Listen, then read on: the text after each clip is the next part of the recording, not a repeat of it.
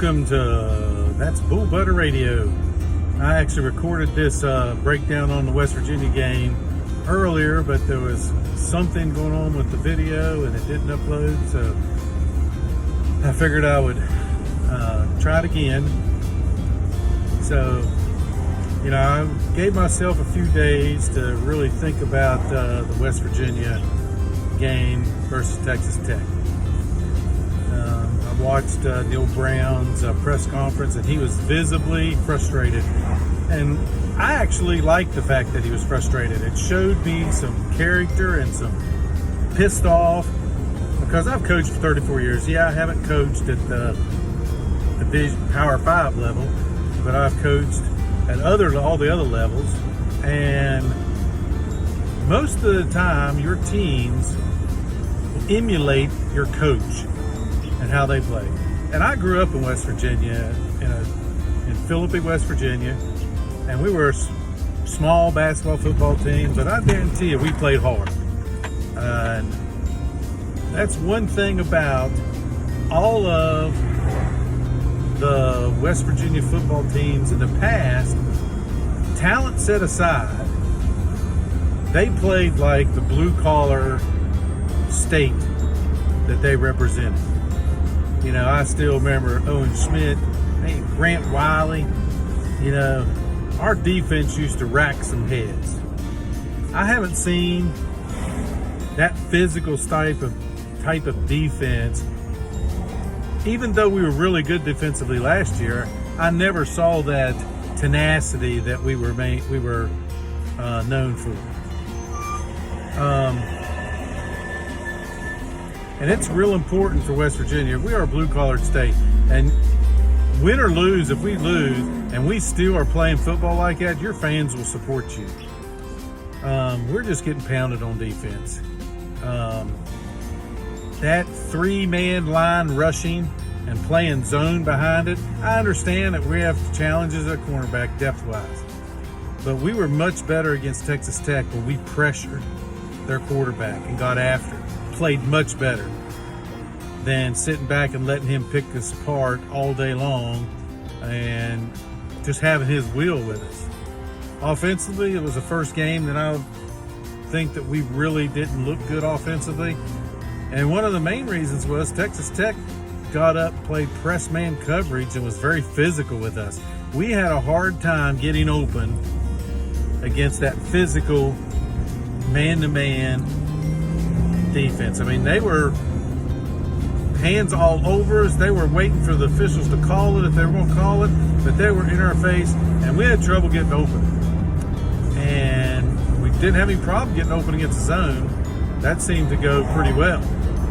But we didn't establish the run very well. Our offensive line didn't really, for the first time, didn't control the line of scrimmage, which, you know what, that was a little disappointing. But we just got manhandled.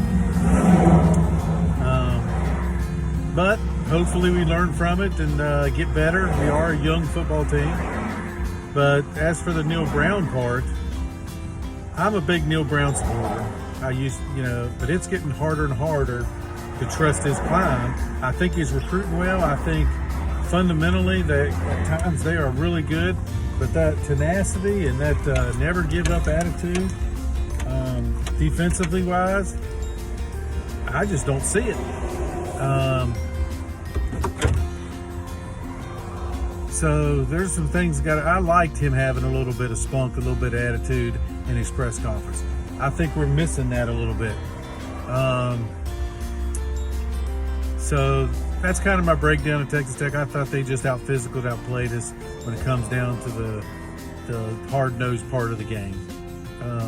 We do play TCU this week, which is a much better football team than Texas Tech. And I think they're more physical than Texas Tech. So we're going to have to step up and man up this week and really play some hard-nosed football. Neal Brown's going to have to, the next few games, is going to have to establish some things coaching-wise. And I'm not sure whether or not it's time for him to go, but he's going to have to make some changes on his defensive staff. His defensive staff is not getting it done. and you try to trust your coaches to do the things they're hired for, but they're not getting it done.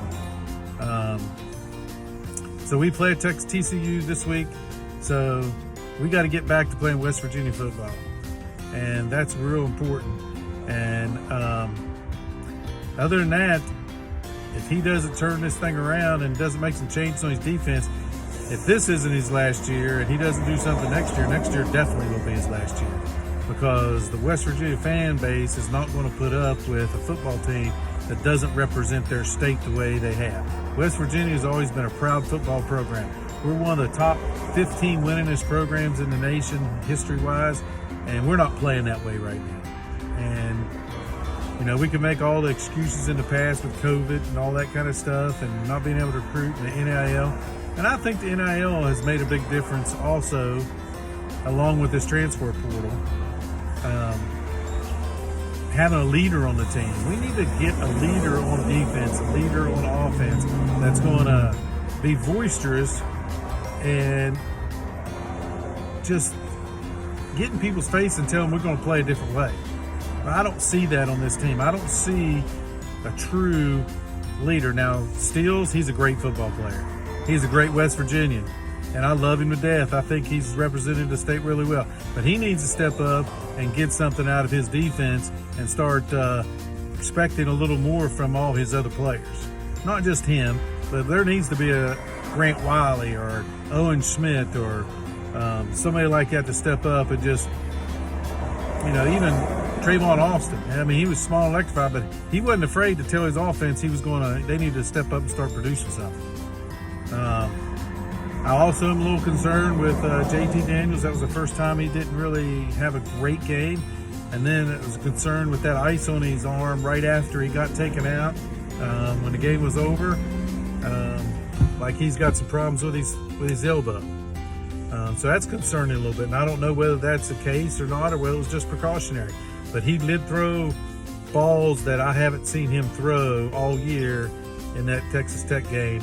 And, you know, this is the first time he's went through a full season in a long time. So the wear and tear, just getting his body reconditioned to that kind of stuff, you know, he might be hitting that midway point, and we'll see how it goes. But I look forward to Neal Brown, and I hope that he gets the team fired up for this next game against TCU, because we better be ready or they're going to put 50 on us.